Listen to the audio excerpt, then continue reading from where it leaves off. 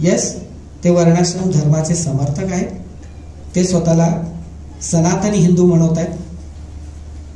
त्यांना त्यांची जाती अंताची भूमिका होती असं कुठेही त्यांच्या व्यवहारामध्ये किंवा लिखाणामध्ये किंवा भूमिकेमध्ये नाही.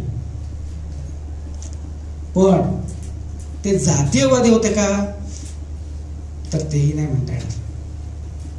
आता तुम्हाला त्यांच्या आश्रमांचं एक उदाहरण सांगतो. गांधीजींच्या आश्रमामध्ये जातीपातीचा काही संबंध नव्हता.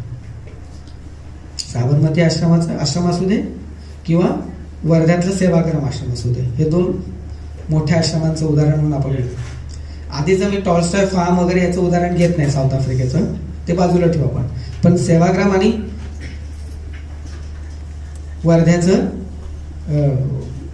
वर्ध्याचं सेवाग्राम आणि